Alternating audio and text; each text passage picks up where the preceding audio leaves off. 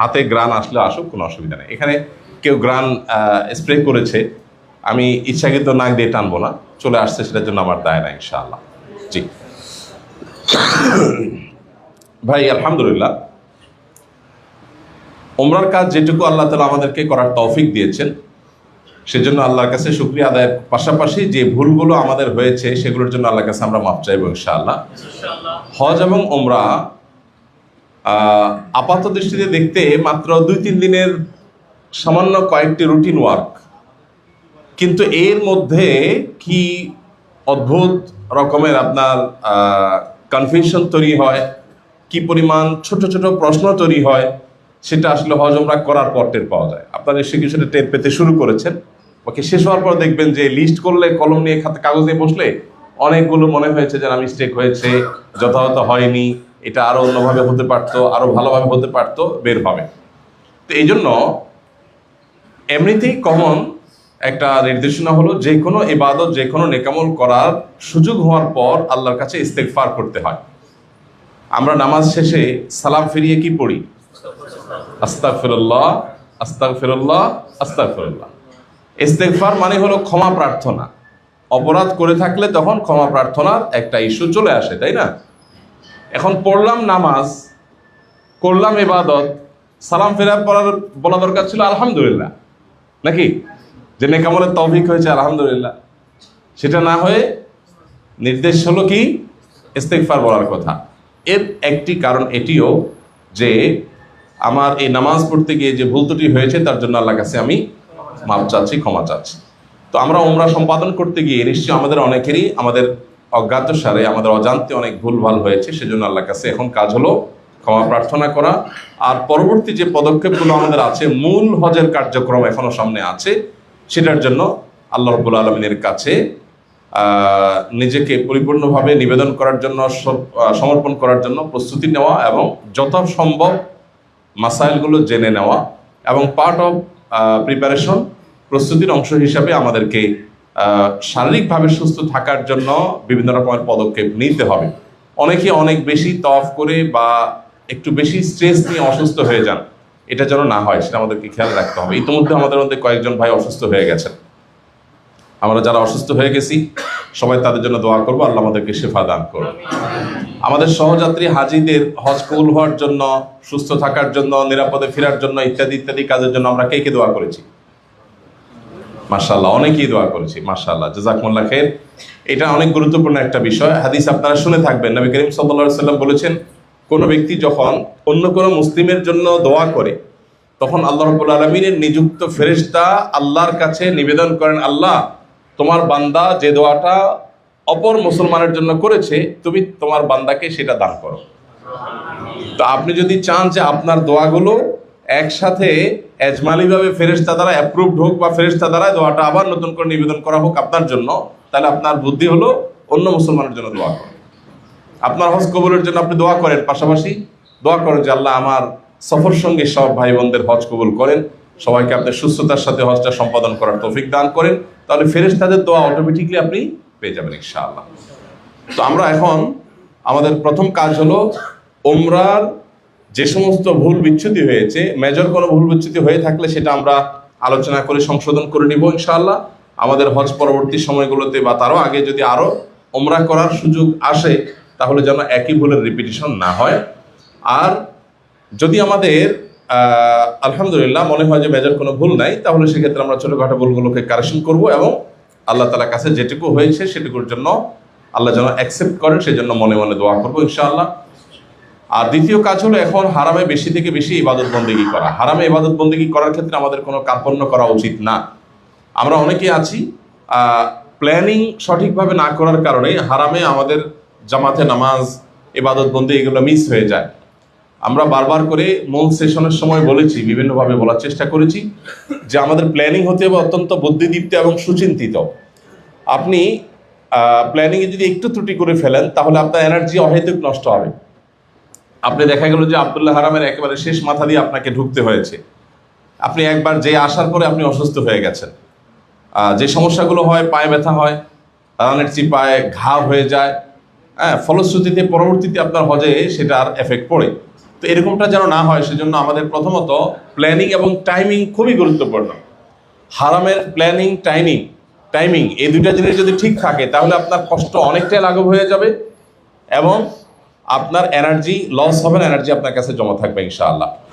আমরা 5 ওয়াক্ত নামাজ হারামে পড়ার চেষ্টা করব, বিশেষ করে পুরুষরা। মা বোনদের জন্য সেটা নির্দেশিত না। মা বোনরা হোটেলে নামাজ পড়লে আমরা হারামে গিয়ে পড়ে যে সওয়াব পাবো তার চাইতে বেশি পাবে। অতএব তারা যাবেন হলো তওয়াফের উদ্দেশ্যে। তওয়াফ প্লাস নামাজ, মূল উদ্দেশ্য হবে তওয়াফ। যেহেতু হোটেলে তওয়াফ করা যায় না, বিধায় তারা তওয়াফের জন্য যাবেন। তওয়াফের পাশাপাশি তওয়াফ করতে গিয়ে একসাথে 2 ওয়াক্ত 3 ওয়াক্ত নামাজ পড়ে দেন আসবেন। সবচেয়ে ভালো তাদের জন্য, মা বোনদের জন্য, তারা যদি আসরের পরে চলে যান, কারণ আসর থেকে আবার লম্বা সময়, অথবা এনার্জি থাকলে আসর আগে চলে যান। আসরের পরে বসে অপেক্ষা করলেন রোদের উত্তাপ কমার জন্য। তওয়াফের জন্য সবচেয়ে ভালো সময় বরাবর বলি এশার নামাজের ঘন্টা দেড়েক পর, ঘন্টা খানিক থেকে ঘন্টা দেড়েক পর তওয়াফের জন্য গুড টাইম। আর সকালবেলা ফজরের পর আনুমানিক 6:30 পৌনে 7টার দিকে। আমার সাথে যারা ওমরা করেছেন, যে ভাইরা ওমরা করেছেন আমার সাথে, তারা নিশ্চয় লক্ষ্য করেছেন যে আলহামদুলিল্লাহ আমাদের ওমরা খুবই পানির মতো স্মুথ এবং সহজ হয়েছে। আমার সাথে ওমরা করেছেন কারা মনে? জি, ওমরা অনেক ইজি হয়েছে না আমাদের? পানির মতো সহজ হয়েছে আমাদের আলহামদুলিল্লাহ, বিকজ টাইমিং অনেক পারফেক্ট ছিল। আমরা একেবারে কাবার ওয়াল ঘেঁষে ঘেঁষে তওয়াফ করেছি। ওয়াল ঘেঁষে ঘেঁষে আমরা অনেকটা তওয়াফ করেছি, 2টা চক্কর সম্ভবত ওয়াল ঘেঁষে ঘেঁষে প্রায় দিয়েছি। রুকনি ইয়ামানি আমরা অনেকে স্পর্শ করেছি আলহামদুলিল্লাহ। এবং আমাদের টোটাল তওয়াফে সব মিলিয়ে হাফ অ্যান আওয়ারের কাছাকাছি সময় সম্ভবত লেগেছে। আর সাইতে আমরা প্রচুর সময় ইনভেস্ট করেছি, বিকজ সেখানে দোয়ার অপশন আছে। সেখানে নর্মালি যেটা হয়তো 50 মিনিটে 45 মিনিটে সম্ভব, সেটা আমরা প্রায় 1.5 ঘন্টার বেশি সময় লাগিয়েছি আলহামদুলিল্লাহ।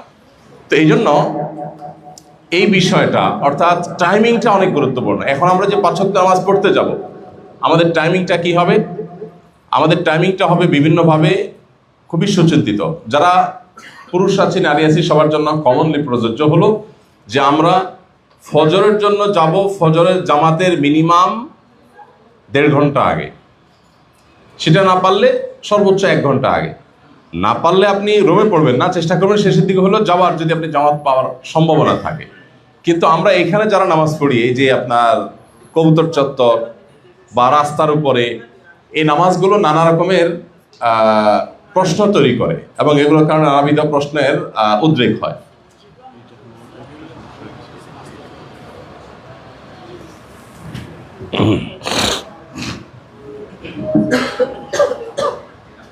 সে পানি চাচ্ছে, তারা পানি এনে দাও।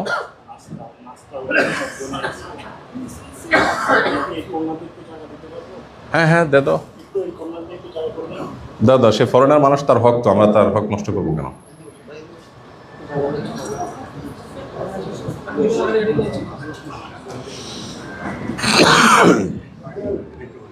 তারে বাইরে থেকে নাস্তা এনে খাওয়াই দাও না, তেতো হয়ে যায়।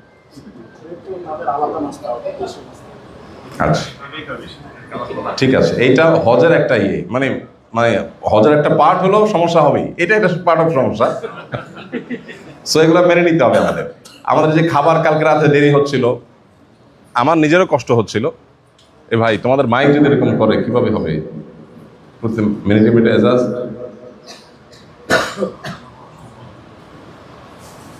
এটাও পার্ট অফ প্রবলেম, এই যে মাইক ডিস্টার্ব করতেছে। এখানে তো বাংলাদেশের মতো মেকানিক নাই, ওরকম এক্সপার্ট নাই, টেনে টুনে কাজ সারতে হচ্ছে।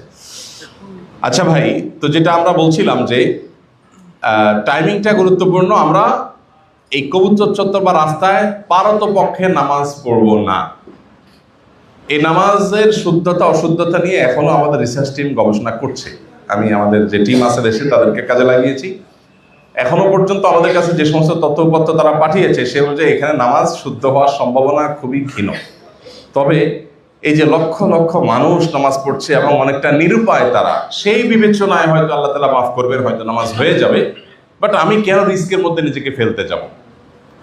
এটা নিয়ে ওলামাদের ইখতিলাফ আছে, মত পার্থক্য আছে। ওলামাদের বেশিরভাগ ওলামাদের মত হলো নামাজের মধ্যে কানেকশন মাস্ট, কানেকশন লাগবে। যদি ডিসকানেক্ট হয়ে যায় মাঝখানে বড় ধরনের, তাহলে জামাত হবে না। এখন আমরা যারা এখানে নামাজে দাঁড়াবো, তারা তো আমরা শিওর জানি না যে আসলে কোথায় কানেকশন আছে, কোথায় ডিসকানেক্ট আছে। হ্যাঁ, হারামের ভেতরে যদি হয় তাহলে সেখানে যে চৌহদ্দি করে দেওয়া আছে নামাজের জায়গা, নামাজ পড়ে নামাজ হয়ে যাবে ইনশাআল্লাহ, এটা নিয়ে কারো ভিন্ন মত নাই, কারণ ওটা নামাজের মসজিদের মূল অংশ। বাট রাস্তাঘাটে যদি হয় তাহলে সেক্ষেত্রে মাঝখানে বড় বড় গ্যাপ থাকার আশঙ্কা থাকে। এই জন্য আমরা রাস্তায় যেন নামাজ পড়তে না হয় পারতপক্ষে সে চেষ্টা করবো। যদি রাস্তায় পড়তে হয় তাহলে সেক্ষেত্রে দারুত তাওহীদের পিছনের যে রোড আছে ওই রোডগুলোতে সাধারণত আপনার যখন হাউসফুল থাকে, সব মানুষ উপস্থিত থাকে, তখন ওইগুলোতে দাঁড়িয়ে নামাজ পড়ে নামাজ বিশুদ্ধ হয়, বিকজ কানেকশন তখন থাকে, ডিসকানেক্ট হওয়ার সম্ভাবনা কমে যায়, ফুল হয়ে যায়, তখন কোথাও কোনো বড় ধরনের গ্যাপ থাকে না। তো এই জন্য আমরা পারতপক্ষে নামাজের জন্য যাওয়ার চেষ্টা করবো অনেক আগে। তাহাজ্জুদের জন্য আপনারা জানেন সব মানুষই যাওয়ার চেষ্টা করে, ফলে আমি যদি তাহাজ্জুদে মন ভরে ইবাদত করতে চাই আমাকে মিনিমাম 1-1.5 ঘন্টা আগে যেতে হবে। এটার জন্য রাতে একটু আগে শুইতে হবে। আর মুশকিল আমাদের খাবার মাঝে মধ্যে দেরিতে আসে, তো এই জন্য খাবার পার্ট ছাড়া বাকি সব কিছু শেষ করে ফেলবো যাতে দুটা খেয়ে সাথে সাথে শুয়ে যায়। কারণ এখানে যে বাইন্ডিংসগুলো আছে, পুলিশ দেখা গেল যে খাবার আসার সময় এখানে তো নামাজের পর একটা সাডেন টাইম 4-5টা ক্লোজ করে ফেলে, মানে কোনো গাড়ি ঢুকতে দেয় না। এখন এত মানুষের খাবার তো গাড়িতে আনতে হয়, হাতে তো আনা যায় না। এখন গাড়ি যদি ঢুকতে না দেয় পুলিশ, তখন তো খাবার নিয়ে এসে ওরা অপেক্ষা করে, ঢুকতে পারে না। এখন প্রশ্ন হলো, খাবার নিয়ে যখন আসে তখন পুলিশের কখন মর্জি হবে খুলবে সে, এটা তার উপর নির্ভর করে। এসার আধা ঘন্টা পরে নর্মালি খুলে, একদিন 1.5 ঘন্টা পরে খুললো, ওপেন করলো, তো আমাদের খানার জন্য বসে থাকতে হয়। এই প্রবলেমগুলো নেসেসারি এখানে, এগুলো আসলে কারোর হাতে না, চাইলেও নিয়ন্ত্রণ করা সম্ভব না। আবার আপনি যদি বলেন যে না এর ভিতরে খাবার তৈরি হোক, এর ভিতরে খাবার তৈরির কোনো পারমিশন নেই, এটা ধরলে বিশাল জরিমানা করবে তারা। কারণ এত হাজিদের জীবন, একসময় প্রচুর মানুষ আগুনে মারা যেত, হজ করতে এসে আগুনে মারা যেত। এই জন্য মিনাতে এখানে তাদের নির্দিষ্ট ফরম্যাটের বাইরে চুলা চালানো, রান্না বাড়া করা, এগুলো একেবারেই কঠিনভাবে নিষিদ্ধ। ফলে দূরে রান্না করে আনতে হয়, আর আনাটা আসরের পরে নিয়ে আসা যায়, তখন আবার নিয়ে আসলে ভাতগুলো চাল হয়ে যাবে, খাওয়া যাবে না। এই জন্য প্রবলেমটা তো আমরা বুঝতে পেরেছি নাকি? জি, অতএব আমাদের প্ল্যান হইতে হবে যে রাতে শোয়ার সময় খাবার ছাড়া বাকি কাজ আমরা করে ফেলবো ইনশাআল্লাহ যতটুকু সম্ভব। আপনারা কি শুনতে পারেন? পিছন থেকে শোনা যায়? বাস আলহামদুলিল্লাহ। তাহলে আর মাইক দরকার কি? মাইক বারবার ডিস্টার্ব করতেছে। আচ্ছা, ফজরের সময় তাহলে আমাদের প্ল্যান হবে হলো তাহাজ্জুদের জন্য মিনিমাম 1 থেকে 1.5 ঘন্টা আগে যাওয়া হারামে। আর ভোর রাতে দোয়া কবুলের সময় আপনি সারা দিনের ভিতরে একটা সময় যদি গুরুত্বের সাথে ইবাদত করা উচিত, সেই টাইমটা হলো ভোর রাত, সেই টাইমটা হলো ফজরের আগের সময়টা। কারণ 24 ঘন্টার ভিতরে দোয়া কবুলের জন্য সবচাইতে গুরুত্বপূর্ণ টাইম হলো এটা। যাদের ওই সময় তওয়াফ করার সুযোগ আছে তারা 2-2 রাকাত করে 8 রাকাত নামাজ, না হলে 4 রাকাত, না হলে 6 রাকাত, যতটুকু তৌফিক হয় 2 রাকাত পর্যন্ত মিনিমাম, আর সর্বোচ্চ 8 রাকাত আমরা তাহাজ্জুদ পড়বো ইনশাআল্লাহ। যত লম্বা সূরাতে একই সূরা রিপিট করে করে সময় বাড়ানো, রুকুতে বেশি তাসবিহ ধীরে ধীরে পড়া, সাজদাতে ধীরে ধীরে তাসবিহ পড়া, খুব লম্বা সময় নিয়ে খুব গুরুত্বের সাথে কোয়ালিটি নামাজ আমরা তাহাজ্জুদে পড়বো, এবং আল্লাহর কাছে মন খুলে আমরা লম্বা লম্বা সিজদা দিব এবং দোয়া করব। এরপর সুযোগ থাকলে, হাতে সময় থাকলে আমরা তওয়াফ শুরু করবো ইনশাআল্লাহ। তওয়াফ করে তওয়াফের সময় দোয়া কবুল হয়, আবার ভোর রাতে দোয়া কবুলের সময়, অর্থাৎ দোয়া কবুলের অনেকগুলো উপলক্ষ একসাথ করার সুযোগ তৈরি হবে। এটা হবে একমাত্র ভোর রাতে। এই জন্য আমরা যে কোনো মূল্যে ভোর রাতে হারামে কাটাবার চেষ্টা করবো ইনশাআল্লাহ। যাদের অনেক বেশি হিম্মত আছে তারা তো সারা রাত হারামে থাকেন। অনেকে এমন আছেন যে আলহামদুলিল্লাহ দিনে ঘুমান, ফজর থেকে জোহর পর্যন্ত ঘুমান, যথেষ্ট 5-6 ঘন্টা সময় পাওয়া যায়, 6 ঘন্টা বেশি সময় পাওয়া যায়। সো রাতভর তিনি হারামে থাকেন, আশপাশে ওয়াশরুম আছে, খাবারের দোকান আছে, টুকটাক প্রয়োজন সারের, হারামে ইবাদতবন্দি করেন। বাকি হজের আগে আমাদের এই রিস্কটা নেওয়ার দরকার। এটা আপনার হজের পরে যখন ইনশাআল্লাহ সময় আসবে তখন আমরা এই পার্টটা নিতে পারি। রাতে হারামে থাকার অভূতপূর্ণ মজা আছে। যাদের এক্সপিরিয়েন্স নাই তাদেরকে বলছি, রাতে আপনি দেখবেন এশার নামাজের পরপর ভিড় থাকে মাতাফে, বিকজ এশার পরে একটা গ্রুপ ঢুকে যায়। এরপরে কিন্তু সবাই খাবারের জন্য হোটেলে চলে আসে, তখন মানে লেস দেন 20% মানুষ হয়তো হারামে থাকে, আর 80% মানুষ চলে আসে। ওই সময় হারামে থাকার একটা আলাদা সুবিধা আছে। আপনি মাতাফে থাকেন, তওয়াফ করেন, এমনি ইবাদতবন্দি করেন, আপনার কেউ ডিস্টার্ব করবে না, কোয়াইট অ্যান্ড সাইলেন্ট পাবেন। এটা রাতের বেলা। তো আমরা ভালো হয় হজের আগে যে আর একটা রাত আমাদের সামনে আছে, এই রাত আমরা আগে আগে চলে আসবো। আর হজের পরের যে রাতগুলো আসবে সেগুলোতে আমরা যদি পুরো রাত থাকা প্ল্যান করতে পারবো ভালো, আর না হলে এশার পরে যদি খুব কুইক চলে আসি, শুয়ে পড়ি, তাহলে ভোর রাতে একটু আগে চলে গেলাম, ওইটা আরো ভালো। তবে তখন ভিড় হবে, আর যদি ভিড়ে কারোর অসুবিধা হয় তাহলে তিনি সন্ধ্যা রাতে একটু বেশি করে থেকে ইবাদতবন্দি করে আসলেন। আমাদের জোহর বিশেষ করে পুরুষরা নামাজ পড়ার ক্ষেত্রে একটু আগে না গেলে আমরা হারামে ঢোকাটা কঠিন হয়। হজের পরে ইনশাআল্লাহ এই 4 সাইডটা খুলে দিবে, তখন আর পেরেশানি থাকবে না। এখন যে দারুত তাওহীদ এবং ওই যে আপনার মক্কা টাওয়ার, এই দুটার মধ্যবর্তী 6 নম্বর টয়লেটের এদিক দিয়ে যে আমরা ঢুকি, এই রাস্তাটা এখন তো প্রায় সময় বন্ধ থাকে। তখন ইনশাআল্লাহ পুরো সময়ের জন্য ওপেন করে দিবে আল্লাহ চাহেন তো, তখন আমরা ইজিলি 24 ঘন্টা এদিক দিয়ে ঢুকতে পারবো, বেরোতে পারবো। এবং মাতাফে যাওয়ার জন্য তখন আর এহরামের কাপড় রেস্ট্রিকশন থাকবে না, যে কোনো পোশাকে যে কাউকে যে কোনো সময় মাতাফে নামতে দিবে ইনশাআল্লাহ। তবে এটা ঠিক যে তখন ভিড়ও অনেক বেশি হবে, কারণ ফুল প্যাকে হাজিরা থাকবে এবং সবাই স্কোপ পাবে, অত সবাই নামতে চাইবে। তবে যত বেশি দিন যাবে তত বেশি হাজিরা আস্তে আস্তে কমতে থাকবে মক্কা থেকে, এবং আস্তে আস্তে খালি হইতে থাকবে। যারা যত শেষে মক্কা থেকে মদিনায় যাবেন বা দেশে যাবেন, তারা তত বেশি হারামে ইবাদতের সুযোগ পাবেন ইনশাআল্লাহ বিইذنিল্লাহ। আর আসর মাগরিব এশার জন্য সবচেয়ে ভালো প্ল্যান হলো আসরে চলে গেলে আর না আসা। আমরা এই হালাকাগুলো আসরের পরে সাধারণত আমি না রাখার ক্ষেত্রে তাদেরকে রিকোয়েস্ট করি, বিকজ আসরের পরে হালাকা করে আবার ঢুকতে গেলে দেখা যায় আব্দুল্লাহ এক্সটেনশন দিয়ে যেতে হয়, অনেক দূরে যাওয়া লাগে, তওয়াফের স্কোপটা মিস হয়ে যায়। এই জন্য আমরা আসরের একটু আগে চলে গেলাম, ব্যাগের মধ্যে কিছু খেজুর শুকনা খাবার রেখে দিলাম, ক্ষুধা লাগলে সেটা খেয়ে নিলাম, আমরা ছায়ার মধ্যে থাকলাম, ইবাদতবন্দি করলাম। এটা আমাদের সবচেয়ে ভালো হয় আসর মাগরিব এশা। বিশেষ করে মা বোনদের জন্য এটা সবচেয়ে গুড আইটেম যে আসর মাগরিব একসাথে তারা করলেন। অথবা তওয়াফটা যদি তারা ভোরে বা ফজরের পরে প্ল্যান করেন, তাহলে তাহাজ্জুদের আগে গিয়ে ফজরের পরে তওয়াফ করে চলে আসলেন, আর সারাদিন হোটেলে থাকলেন, মাগরিব এশা এখানে পড়লেন। অর্থাৎ শুধু নামাজের জন্য তারা হারামে গেলেন না। এই প্ল্যানটা আমরা এখন ইনশাআল্লাহ বাস্তবায়ন করবো আল্লাহ চাহেন তো। এর বাইরে আপনাদের এখন নতুন যে প্রশ্নগুলো তৈরি হয়েছে, কাগজ দেওয়া হয়েছে কিনা যায় না, প্রশ্নগুলো একটু আমার কাছে দিয়ে দিলে ভালো হয়। যে প্রশ্ন আপনার আমাদের স্লাইডে উত্তর নাই, সেরকম প্রশ্ন দিলে ভালো হয়। অর্থাৎ সেশনের স্লাইডগুলোতে যে বিষয়ে আলোচনা হয় নাই, এরকম প্রশ্ন কি কেউ দিতে পারবেন? পারলে সেটা আমরা বেশি ওয়েলকাম করব। এখন দেখা যাবে যে স্লাইডে আলোচনা হয়েছে, একই প্রশ্ন আপনি আবার করছেন, তাহলে মুশকিল। আমরা মুখে প্রশ্ন নিতে গেলে অনেক সময় যাবে, প্রত্যেকে আলাদা আলাদা প্রশ্ন করবে। এর জন্য ভালো হয় কাগজ কি দেওয়া হয়েছে আপনাদের? তাহলে তো কাগজ না থাকলে তো আর স্কোপ নাই, আজকে তারা জোগাড় করতে পারে না। তাহলে আমরা মুখে প্রশ্ন করবো ইনশাআল্লাহ। জি,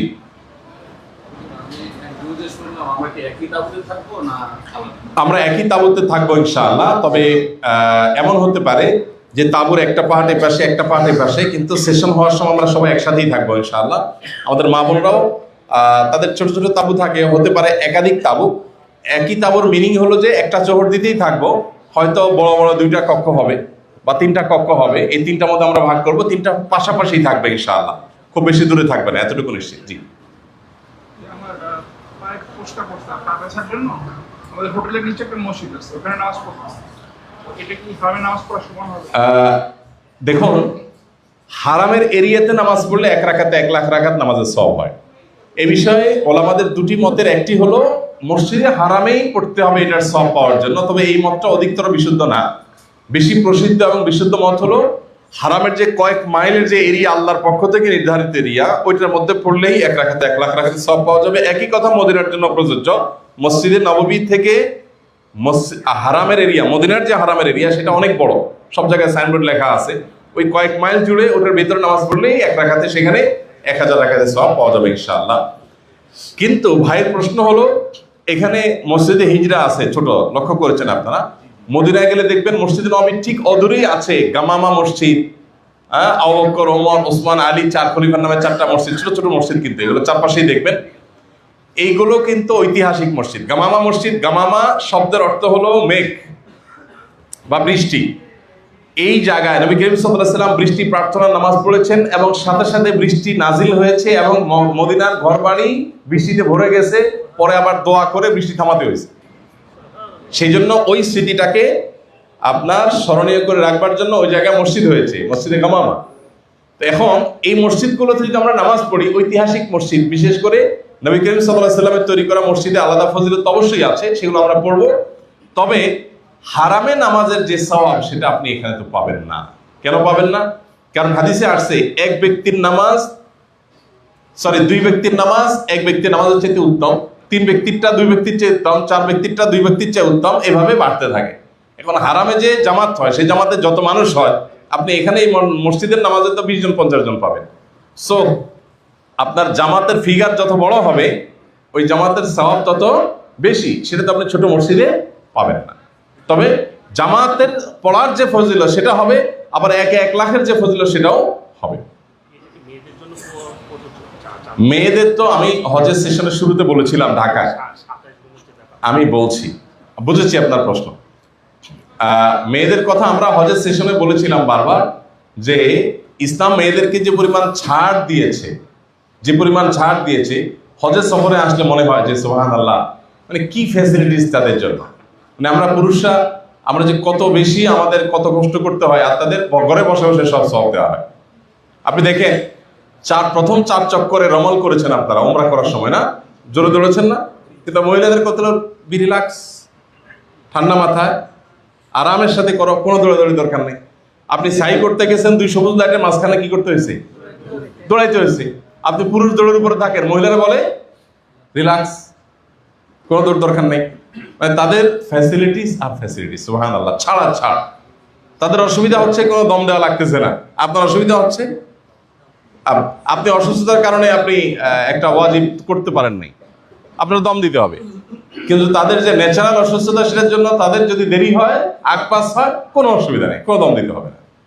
মানে কি পরিমাণ ছাড় আপনি চিন্তা, যে কয় ওয়াক্ত নামাজ পান একসাথে পড়বেন, মাথা ফেতারা ঢুকে নিরাপদ কোন একটা জায়গায় বসে ইবাদতবন্দি করবেন এবং সেখানে তো শেষ করে একসাথে তারা হোটেলে আসবেন। এটা তাদের জন্য ভালো, কারণ তাদের সওয়াবের কোনো কমতি হবে না ইনশাআল্লাহ। আর কোনো প্রশ্ন প্লিজ? কোনো অপশন নেই, 7 ফিক্সড। অতএব নফল তওয়াফ যদি হয় সেটাও হতে হবে 7 চক্কর। কোনো কারণে কেউ অসুস্থ হয়ে পড়লেন, তিনি কিছু সময় রেস্ট করলেন, আবার কন্টিনিউ করলেন, হতে পারে। আর যদি তাকে হোটেলে ব্যাক করতে হয় তাহলে আবার শুরু থেকে তিনি করবেন, কিন্তু 7 চক্কর দিতে হবে। প্রসঙ্গত বলে রাখি, তওয়াফের পরে 2 রাকাত নামাজ, এটা নফল তওয়াফের মধ্যেও প্রযোজ্য, ফরজ তওয়াফেও প্রযোজ্য। সো আপনি নফল তওয়াফ করলেও 7 চক্কর 2 রাকাত নামাজ আপনাকে পড়তে হবে, এটা কমন বিষয়। আরো একটা প্রাসঙ্গিক বিষয় বলে রাখি, নিষিদ্ধ সময়গুলোতে আমরা এই তওয়াফের 2 রাকাত নামাজ পড়বো কিনা। হ্যাঁ, একদল উলামাদের মতে মাকরুর সময়গুলোতেও পড়বো। যেমন ধরুন আপনি আসরের পরে তওয়াফ করেছেন, এখন আসর টু মাগরিব এই সময়টাতে নরমালি ওই দিনের ফরজ আসর বা কোনো কাজা নামাজ ছাড়া অন্য নামাজ পড়া মাকরু। এটা নিয়ে ওলামাদের কোনো ভিন্ন মত নাই, সবাই একমত। কিন্তু আমি এখন তওয়াফ শেষ করেছি, এখন 2 রাকাত নামাজ পড়বো নাকি অপেক্ষা করব মাগরিবের পরে? তো উত্তর হলো যে এখানকার উলামায়ে কেরাম, সৌদি আরব উলামায়ে কেরামের ফতোয়া হলো এক্ষেত্রে আপনি নামাজ পড়ে ফেলেন। বিকজ একটা হাদিস আসছে, নবী করিম সাল্লাল্লাহু আলাইহি ওয়াসাল্লাম বলেছেন, হারামে যে কোনো সময় তওয়াফ বা নামাজ পড়তে চাইলে মানুষ তোমরা বাধা দিবে না, যে কোনো সময়। তো এই হাদিসের যে জেনারেল আপনার দাবি, সেটার আলোকে তারা বলেন যে আসরের পরে তওয়াফ করলে আসরের পরে তওয়াফের পরে 2 রাকাত নামাজ পড়ে ফেলবেন। কিন্তু হানাফি ফাকিহগণ এবং অন্যান্য ফাকিহদের মত হলো না, এটা যেহেতু জেনারেলি নিষিদ্ধ সময় মাকরু, অতএব তওয়াফ শেষ করে তিনি অপেক্ষা করবেন, মাগরিবের পরে 2 রাকাত নামাজ পড়ে নেবেন, ব্যাস, তাহলে হয়ে যাবে ইনশাআল্লাহ। তাহলে তওয়াফের পর 2 রাকাত পড়তে হবে, এটা হলো মূল কথা। জি,